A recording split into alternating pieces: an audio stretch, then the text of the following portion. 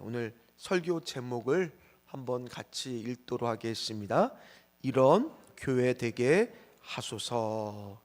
이런 교회 되게 하소서라는 제목으로 같이 말씀의 은혜를 나누겠습니다. 오전에 저희가 요한복음 5장 38년 된 베데스다 못에 오랫동안 병에 앓아서 누워 있었던 한 사람을 우리는 오늘 말씀을 통해서 낮 예배 때 살펴봤습니다. 근데 그 38년 된 사람의 가장 서러웠던 것은 뭐예요? 처음에는 병이 서러웠지만 예수님이 내가 낫고자 하느냐라고 물었을 때 그러면 어떤 대답이 나와야 돼요? 예, 제가 낫고 싶습니다 라는 대답이 나와야 되지만 그가 오래 아팠던 동안 가졌던 마음의 질병이 우리 아이가 그냥 혼통 대답을 너무너무 잘하네요. 앞으로도 대답을 잘하는 아이가 될 줄 믿습니다. 그 오랫동안 병에 있었다 나머지 예 아니오로 대답하는 게 아니라 내 몸의 병을 말하기 전에 무슨 병부터 말했어요? 마음의 병부터요. 벌써 오전에 말씀을 나눈 것을 아직 벌써 잊어버리신 거는 아니신 거죠. 벌써 마음의 병이 깊어서 서럽거든요. 아프면. 왜냐하면 저도 병원 신방을 가보면 때로는 그분이 몸이 아픈 것도 힘들지만은 처음에는 몸이 아픈 게 힘들지만 시간이 지나서 만나보면 뭐 때문에 더 힘들어요? 병원에 오래 있다 보면 외롭기도 하고 찾아주는 사람이 없다라고 생각하면 서럽기도 하고 그런 마음이 드는 것이 사실입니다. 그래서 제가 성도들을 만났을 때 이런 표현을 참 많이 들었어요. 어떤 표현을 들었냐? 결석을 하시고 빠지셨을 때 아이고 목사님 제가 이런 적이 없었는데 이번만큼 이렇게 아픈 적이 없었어요 목사님.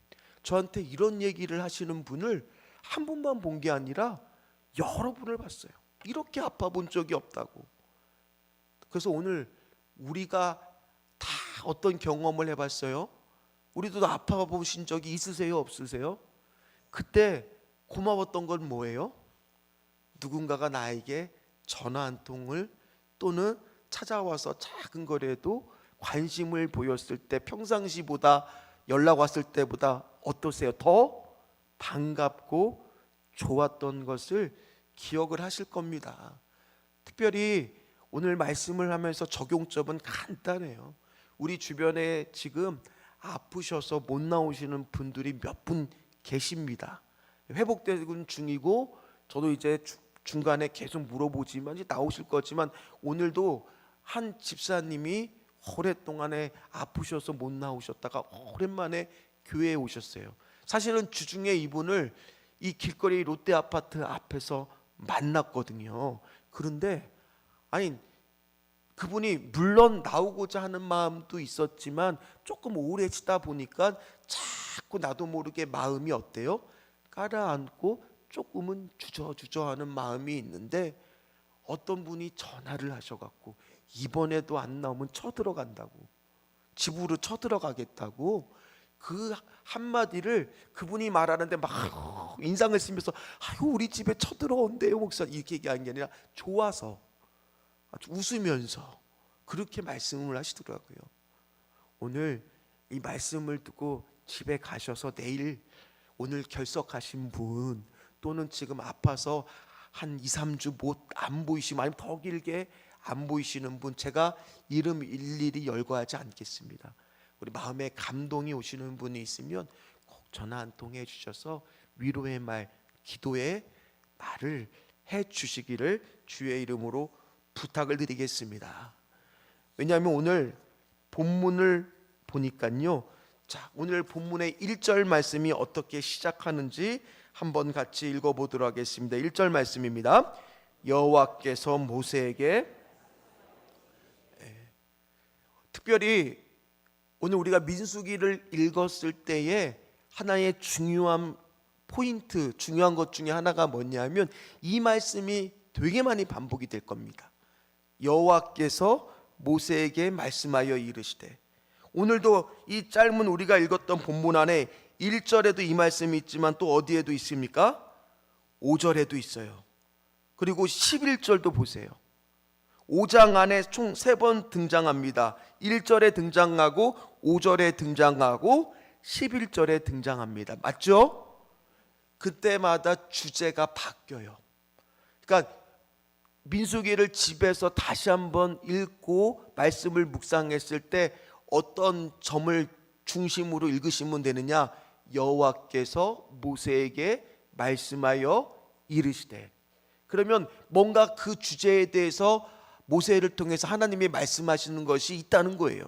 그래서 1절부터 4절까지는 부정한 것에 어떤 병에 걸린 사람들을 진영 밖으로 내보내야 된다라고 말씀하고 있고요. 5절부터 10절까지는 사람들 간의 관계에서 내가 죄를 지었을 경우, 어떤 금전적인 손해를 끼쳤을 경우 어떻게 그 죄값을 갚아야 되는지에 대해서 나와 있고요. 11절부터 마지막 절까지는 이제 아내가 혹시나 부정한 짓을 저지른 것은 아닌지를 그 검사해 보는 그런 것에 대해서 모세를 통해서 하나님이 말씀하는 것을 우리가 볼 수가 있습니다. 이거는 5장만 그런 게 아니라 우리가 6장의 1절을 봐도 어떤 말씀이 있어요? 성경 보세요. 여호와께서 모세에게 말씀하여 이르시되. 그러니까 그거를 중점으로 달락 하나를 보면 아, 그렇구나. 하나님이 이 부분에 이 주제에 대해서 이렇게 말씀하시는구나. 그러니까 5장에는 총 몇 번을 말씀하신 거예요? 3번을요. 그러면 5장을 통해서 이 3가지를 말했을 때 이거에 공통되는 주제는 한 단어로 뭐라고 말할 수 있느냐? 바로 거룩이라는 단어예요.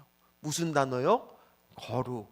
이 거룩은 히브리어로 카도시라고 하는데 성경에 거룩이라고 하는 말이 쓰였을 때 이거는 전부 다 대부분 능동태가 아니라 수동태.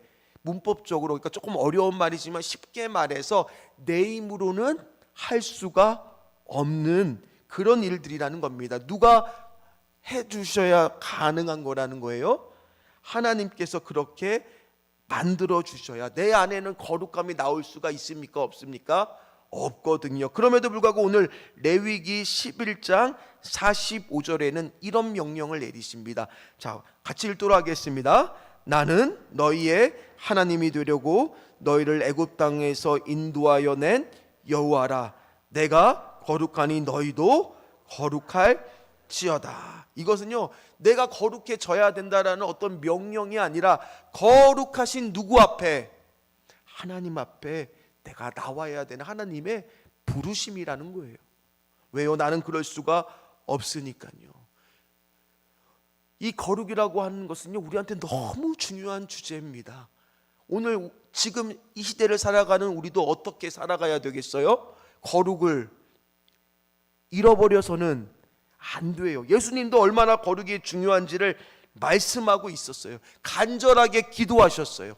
요한복음 17장 17절 말씀을 한번 같이 읽어보도록 하겠습니다. 요한복음 17장 17절 말씀 같이 읽어봅니다. 그들을 진리로 거룩하게 하옵소서. 아버지의 말씀은 진리니이다. 이제 나는 떠나게 돼요. 예수님은 이 땅 가운데 떠나게 돼 남겨질 제자들을 위해서 우리 같으면 좀 능력을 구하는 기도를 예수님이 해주셨으면 좋겠는데, 또는 고난을 이길 힘을 좀 달라고 기도해 주시면 좋겠는데, 예수님은 오늘 말씀을 보니까 뭐를 위해서 기도해 주셨어요? 제자들을 위해서. 니들이 진리로 거룩하게 되기를 원하노라. 이게 예수님의 기도 제목이었다라는 거예요. 그럼 왜 이렇게 기도하셨을까? 그 17절 말씀에 이어서 요한복음 17장 18절 말씀을 제가 읽어드리겠습니다. 여기에 그 이유가 잘 나와 있습니다. 아버지께서 나를 세상에 보내신 것 같이 나도 그들을 세상에 보내었고. 오늘 우리들도 세상 가운데 지어진 자입니다. 그럼 우리에게도 역시 제자들에게도 공통적으로 필요한 것이 바로 뭐라는 거예요? 거룩하라는 거예요. 거룩하라는 거예요. 그러면 궁금하잖아요. 왜 이렇게까지 하나님도 예수님도 우리로 하여금 거룩하라고 말씀하셨을까? 바로 이 거룩이라고 하는 것은요, 어떨 때 가능하느냐? 어떨 때 가능하겠습니까? 바로 주님과 함께할 때, 주님과 동행할 때 가능한 게 바로 뭐예요? 거룩이라는 거예요. 그러면 거룩하지 않다는 것은 내가 지금 누구하고 동행하지 않고 있다는 얘기예요? 하나님하고 동행하지 않고 주님과 동행하지 않고 있다는 거예요. 반대로 내가 지금 거룩하다고 하는 것은 누구하고 동행하고 있다는 거예요? 따라서 믿는 우리들은 당연히 뭐 해야 되는 거예요? 거룩해야 된다라는 거예요. 내가 거룩을 포기한다는 것은 누구를 포기하는 거와 똑같다는 거예요? 주님을 포기하는 거와 똑같다라는 거예요. 그래서 고신대의 유명한 박영돈 교수님이라고 하는 분은 이렇게 말합니다. 현대 신앙에 대해서 거룩함이 없어도 믿기만 하면 무조건 구원받는다고 생각하는 성경 말씀은 종교개혁을 왜곡한 거다라고 지적을 해요. 우리가 오직 믿음으로 구원받는다는 것은 사실이잖아요. 그거는 우리가 믿는 믿음이잖아요. 그러나 그거를 너무 강조한 나머지 칼빈은 믿음만 강조했지 우리로 하여금 어떤 행위라든지 거룩한 행동에 대해서는 전혀 언급하지 않은 것처럼 그렇게 우리가 오해하고 있다는 얘기예요. 믿음은요, 거룩함의 열매로 드러날 수밖에 없다라고 이 교수님은 그렇게 밝히고 있습니다. 그래서 우리가 끊임없이 거룩해지기 위해서는요, 오늘도 우리는 베데스다 못이 되시는 예수 그리스도의 샘물과 같은 보혈의 피로 뭐 해야 되겠어요? 덧입고 회개하고 또 그 은혜를 경험하는 저와 여러분들이 되셨을 때 우리가 뭐가 되는 거예요? 거룩해지는 그런 일들이 일어나게 될 줄 믿습니다. 우리 힘으로 되는 것이 아니라고 말씀을 드렸습니다. 바로 내가 참된 믿음을 갖는다는 것은 바로 뭡니까? 거룩함의 열매로 증거가 되어지는 거예요. 그럼 거룩함의 열매는 구체적으로 또 어디서 드러나느냐? 디모데 전서 4장 5절을 보니까 이렇게 말하더라고요. 같이 읽도록 하겠습니다. 하나님의 말씀과 기도로 거룩하여 짐이라. 어떤 분은 말합니다. 목사님, 저는 성경을 안 봐요. 말씀을 안 보고 기도만 해요. 그러면 거룩해질까요? 어떤 분은 저는 성경을 막 파는데 기도를 잘하지 않아요. 아니라는 거예요. 말씀도 기도도 같이 할 때 우리가 뭐해진다는 거예요? 거룩해진다라는 겁니다. 그래서 오늘 이 주제가 왜 거룩이냐? 자, 민수기 5장인데 지금 시내산을 이 광야교회 이스라엘 민족은 출발을 했습니까? 안 했습니까? 출발을 했나요? 안 했나요? 아직 안 했다고 제가 말씀을 드렸죠. 나중에 11장인가 가서 이제 출발하기 준비하는 그 지금 계속 과정 속에 있어요. 그래서 말씀을 준비하는 저도 너무너무 이 부분 설교하는 것이 어려워요. 그러나 오늘도 열심히 준비해 왔지만은 어쨌든 왜요? 출발을 해야지 뭔가 이제 이야기들이 말씀들이 시작이 될 건데 아직 출발하지 않고 계속 말씀만 하고 계신다라는 거예요. 그러면서 오늘 1절부터 4절 말씀을 보니까요, 말씀하셨는데 조심해야 될 세 가지에 대해서, 이런 병에 대해서 조심하랍니다. 첫 번째 병은 뭐예요? 나병 환자. 두 번째 병은 뭐예요? 유출증의 환자들. 세 번째 병은 뭐예요? 시체를 접촉한 이 부정한 사람. 물론 이런 것들이 마치 전염병처럼 지금 사람들한테 전파가 된다라면 함께 모여서 공동생활을 하고 있었기 때문에 굉장히 위험한 일들이 일어날 수가 있겠지만 더 중요한 것은 바로 뭐냐? 오늘 앞으로 그들이 어디를 들어갈 거예요? 이제 가나안 땅에 들어가게 될 겁니다. 그 가나안 땅에 아모리 족속을 진멸하는 이유가 뭐 있느냐? 그들이 부정한 자이기 때문에. 그리고 너희들이 지금부터 자꾸 부정한 것을 손대기 시작하면 거기에 가나안 땅에 들어가면 그들 문화에 동화될까 봐 지금부터 계속 뭐를 훈련시키는 중이신 거예요? 거룩한 것을. 그래서 너희들이 부정한 것을 멀리할 수 있도록. 그래서 그게 방법이 뭐였느냐? 오늘 3절 말씀을 한번 같이 읽도록 하겠습니다. 3절 말씀이겠습니다. 남녀를 막론하고 다 진영 밖으로 내보내어 그들이 진영을 더럽히게 하지 말라. 내가 그 진영 가운데에 거하느니라 하시매. 왜 그들을 진영 밖으로 내보내야 돼요? 그 진영 안에는 누가 거하시기 때문이에요?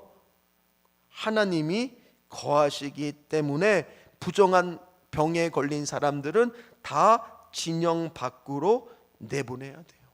그러니까 진영 밖으로 내보냈다 그러고 너무한 거 아니냐고, 그 병이 나으면 다시 진영 안으로 들어올 수가 있었습니다. 어쨌든 간에 그는 그 이스라엘 백성들의 그래서 소망은 뭐냐? 진영 밖으로 내쫓김을 당하지 않고 내가 거룩한 그런 사람이 되는 것이 그들의 소망이었을 거라는 겁니다. 자, 오늘 그 거룩함에 대해 주님은 계속적으로 우리에게 어떻게 말씀하십니까? 고린도전서 3장 16절에서 17절에도 우리가 다 아는 말씀이시죠. 같이 읽어보도록 하겠습니다. 너희는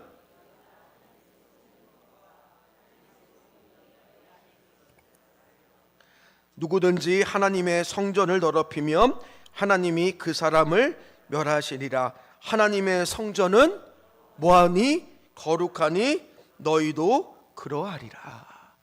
그래서 이런 질문은 이제 그만했으면 좋겠어요. 청년들이 많이 하는 질문이, 목사님 성경에는 술 취하지 말라는 그 있지 술 마시지 말라는 없잖아요. 질문해야 되겠어요? 하지 말아야 되겠어요? 뭘 자꾸 질문을 해요? 우리의 목적이 뭐라고요? 거룩이라고요. 거룩. 그럼 거룩이 목적인데 그 거룩을 어기는 일, 더럽히는 일을 해야 되겠습니까? 하지 말아야 되겠습니까? 하지 말아. 아이고, 대답이 뭐 자신이 없으세요? 네, 다 우리는 더 이상 이제 질문을 했을 때 이런 걸로 뭘 그렇게 열심히 설명할 것도 없이, 말씀의 우리의 목적은 뭐라고요? 쾌락이 아니라 뭐라고요? 거룩이라고요. 거룩. 오늘 그래서 이런 거에 대해서 이렇게 부정한 것을 분리시킬 것을 오늘 첫 번째 단락에서 말씀하고 있고요. 5절부터 10절까지는 사람 간의 실수를 해서 죄를 지었을 물질적인 손해에 대해서 어떻게 하나님은 말씀하시는지 오늘 7절 말씀을 한번 읽도록 하겠습니다. 그 지은 죄를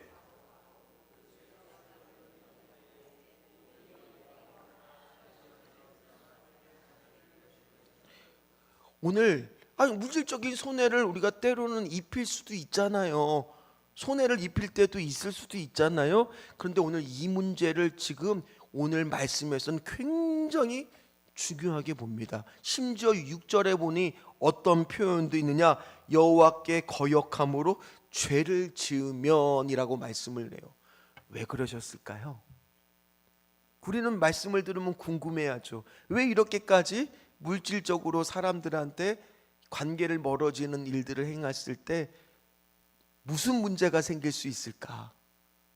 무슨 문제가 생기겠어요? 제가 예전 교회에 있을 때 한 성도가 다른 성도들을 데려다니고 다니면서 몇백만 원씩 카드를 긁는 것들을 보여줬어요. 그러니까 그분이 다른 사람들 보기에 다 그분을 보면서 어떻게 생각을 했겠습니까? 집에 초대를 하면 음식을 산더미 같이 싸고 다 오신 분들 선물을 다 줬어요. 그러다 보니까 저분은 어떤 분이라고 생각을 했겠어요? 한번 생각해 보세요. 돈이 많구나. 그러니까 그 사람이 갑자기 아이고 집사님, 제가 조금 돈을 조금 필요한데 몇백만 원만 빌려주세요.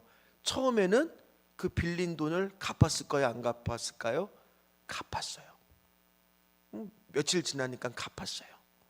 근데 이제 갑자기 더 큰 돈을 빌려달라고 하는 겁니다. 몇 천만 원. 그래서 그 돈을 빌려줬을까요? 안 빌려줬을까요? 에이, 하루에 500만 원도 쓰시는 사람인데 뭐 한 2, 3천만 원 금방 갚으실 수 있겠지라고 빌려줬는데 나중에 제가 맡은 교구에서 일이 터져 버렸어요. 어떤 일이 터져 버렸느냐?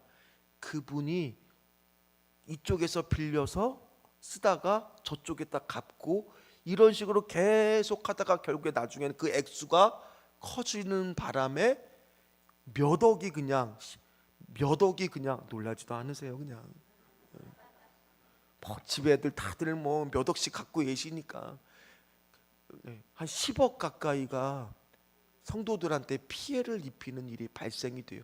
자, 그런 일이 발생되었을 때 어떤 일이 생길 수가 있느냐? 교회가 시끌시끌하는 건 물론이고 그 피해를 받은 사람들이 교회에 나오게 될까요? 몇 가정이 교회를 떠나게 되는, 그리고 그분은 결국에는 알고 보니까 전에도 이런 사기로 감옥에 갔다 오신 분이었거든요.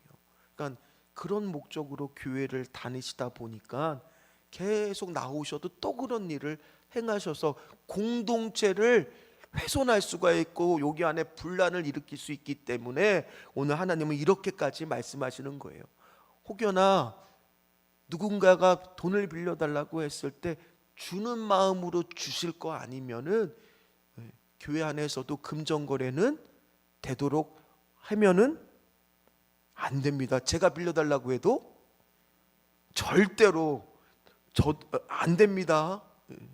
그걸 기억을 하시기를 바랍니다. 그 중에서 오늘 말씀을 보니까 누군가한테 뭔가 물질의 배상을 했을 때 보세요. 5분의 1을 갚는 것뿐만이 아니라 그 지은 죄가 자복하라고 하고 죄값을 치르라고 하고 심지어 속죄의 순양을 드리라고 말하고 또 죄값을 받을 사람이 없으면 그 물질을 그대로 안 갚아도 된다는 게 아니라 제사장을 통해서 하나님께 드리라고까지 오늘 하나님께서 자세하게 말씀하고 있는 것은 이 공동체가 거룩이라고 하는 것을 깨지지 않기 위해서. 주제가 뭐라고요? 거룩이라고요. 오늘 계속 그 주제로 가고 있습니다. 그리고 11절부터도 부정한 아내를 구별하고 다루는 법에 대해서 나오는 이유도 뭐겠습니까? 가정이 뭘로 인해서 음란이나 잘못된 걸로 깨지지 않고 공동체가 깨지지 않기 위해서 하나님은 주제가 뭐라고요? 계속 거룩이라고 하는 것을 말씀하고 있다는 거예요. 그러면 저는 말씀을 준비하고 묵상을 하는데 오늘 난 말씀하고 계속 연관을 지으면서 어떤 생각을 했느냐? 구약 시대에는 이 거룩을 유지하는 방법이 뭐였어요? 공동체로부터 격리를 시키는 거였어요. 분리를 시키는 거였어요. 어떻게 죄값을 제사를 통해서 이렇게 하는 거였어요. 그런데 이게 우리 예수 그리스도, 진정한 베데스다가 되시는 예수 그리스도는 이렇게 부정한 일을 당한 사람들을 어떻게 하셨을까? 성경을 찾아봤을 때 우리 다 압니다. 자, 나병 환자 걸린 사람 누가복음 5장 12절에서 14절 말씀. 지금부터가 진짜예요. 누가복음 5장 12절부터 14절 말씀 같이 읽겠습니다. 예수께서 한 동네에 계실 때에 온몸에 나병 들린 사람이 있어 예수를 보고 엎드려 구하여 이르되 주여 원하시면 나를 깨끗하게 하실 수 있나이다 하니 예수께서 손을 내밀어 그에게 대심에 이르시되 내가 원하노니 깨끗함을 받으라 하신대 나병이 곧 떠나니라. 예수께서 그를 경고하시되 아무에게도 이르지 말고 가서 제사장에게 내 몸을 보이고 또 내가 깨끗하게 됨으로 인하여 모세가 명한 대로 예물을 드려 그들에게 입증하라 하셨더니. 한 나병 환자가 예수님을 찾아옵니다. 원래는 지금 동네 안으로 들어올 수 있어요? 없어요? 없습니다. 들어오면은 사람들하고 마주칠 때마다 나는 나병 환자라고 외쳐야 돼요. 나하고 가까이 오지 말라고 알려줘야 돼요. 그러지 않으면 이 사람은 자칫 잘못하면 돌을 맞아 죽을 수 있는, 목숨을 걸면서도 거기에 찾아온 이유는 누구를 만나기 위해서예요? 예수님을 만나기 위해서 거기를 왔어요. 그런데 예수님을 만나는 순간 뭐라고 고백합니까? 주여, 원하시면 나를 깨끗하게 하실 수 있나이다. 간절하게 깨끗해지기를 소망합니다. 거기에 보니까 뭐라고 부르고 있어요? 예수님을 주여. 그러니까 하나님의 나도 자녀가 되고 싶습니다 라는 마음으로 외쳤어요. 그때 예수님이 말씀으로도 그 사람 고칠 수 있어요. 깨끗해져라. 그런데 오늘 말씀을 보니까 뭐하고 계세요? 일부러라도 나병 환자를 지금 뭐하고 계세요? 손을 대셨어요. 이게 중요한 거예요. 자, 우리가 구약에서 뵀듯이 부정한 것에는 손을 대면 됩니까? 안 됩니까? 안 돼요.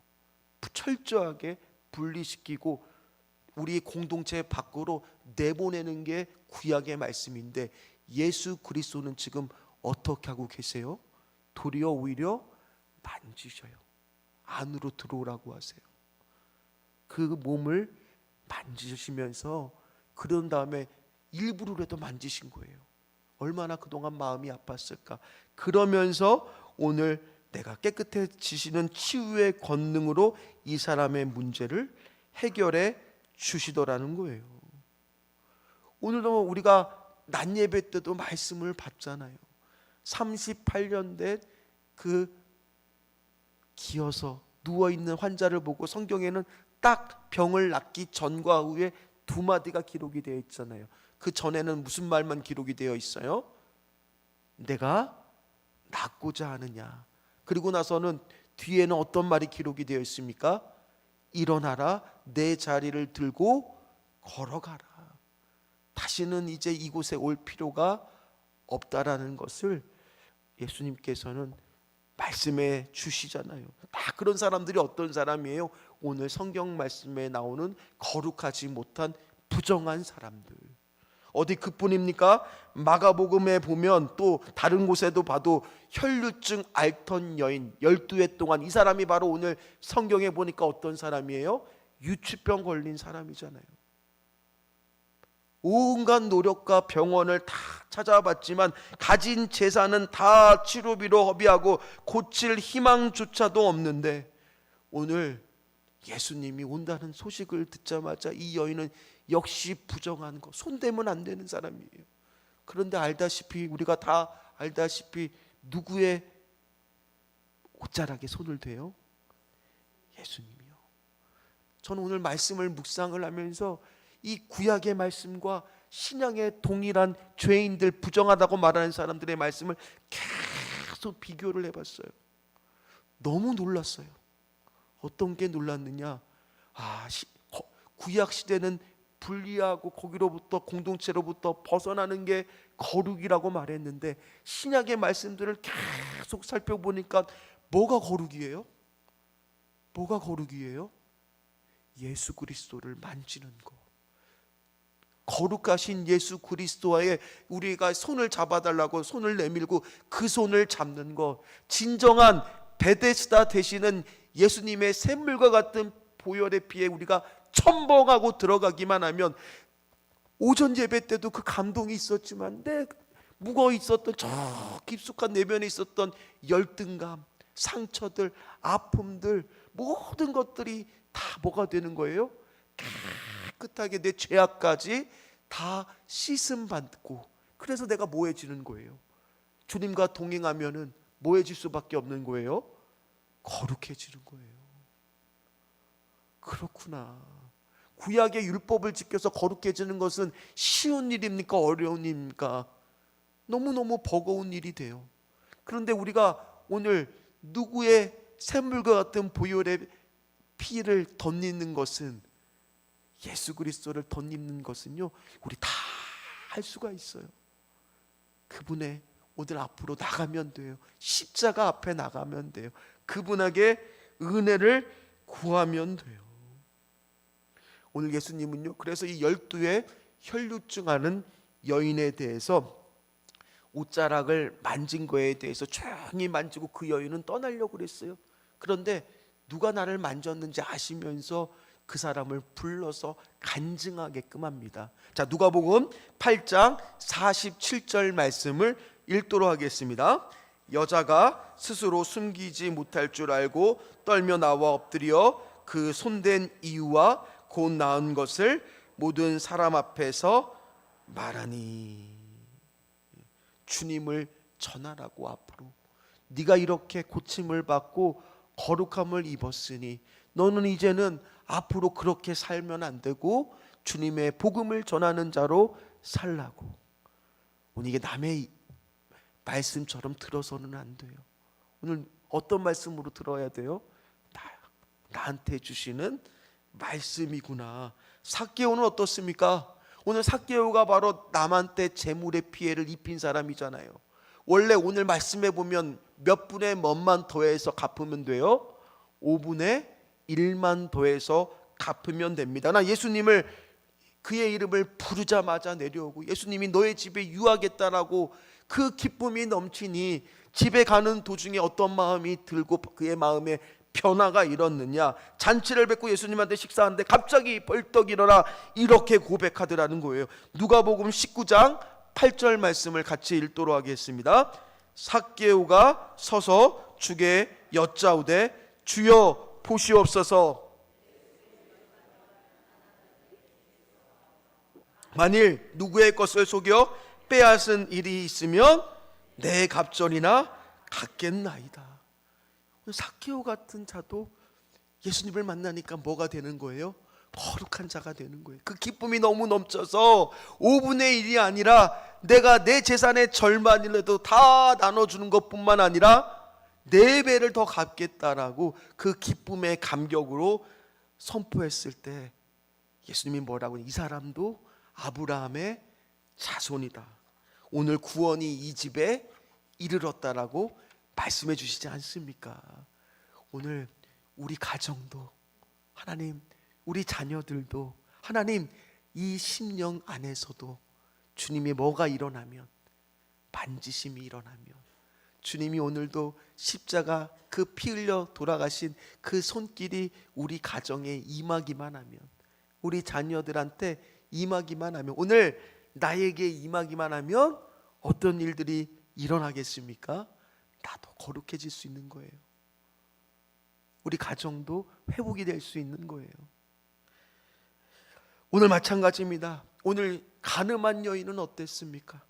다 죽여야 된다라고 소리쳤을 때 예수님은 아무 말 없이 뭐라고 쓰세요? 죄 없는 자가 돌로 쳐라. 그리고 그 여인에게도 뭐라고 말씀하십니까? 요한복음 8장 11절 말씀을 같이 읽도록 하겠습니다. 대답하되 주여 없나이다. 예수께서 이르시되 나도 너를 정죄하지 아니하노니 가서 다시는 죄를 범하지 말라 하시니라. 그래서 오늘 설교 제목이요, 이런 교회 되게 하소서라는 게 뭐냐. 하나님, 오전에도 말씀드렸듯이 우리 교회가 진정한 예수 그리스도를 만나는 베데스다의 그 사람만이 모이는 그것이 아니라 예수님이 그 안에 계시는 진정한 자비의 집, 은혜의 집이 되는 베데스다가 되게 하여 주시옵소서. 왜 그렇게 말씀을 선포했냐? 때로는 삭개오와 같은 자, 가늠한 여인과 같은 자, 나병 걸린 사람, 12의 혈루증 앉은 자, 요즘으로 따지면 안티 기독교인, 억지로 지금 교회에 예배드리러 나온 사람, 또는 정말 아무 생각 없이 누구한테 끌려 이 자리에 나온 어떠한 사람이든지 오늘 구원의 베데스다가 되시는 예수 그리스도의 보혈의 능력이 그 사람을 만지면 어떤 일이 일어나야 되는 거예요? 교회는 변화가 일어나야 되는 거예요. 거룩이 회복이 돼야 되는 거예요. 그런 교회가 능력 있는 교회예요. 사람이 많이 모인다고 능력 있는 교회가 아니라 어떤 교회가요?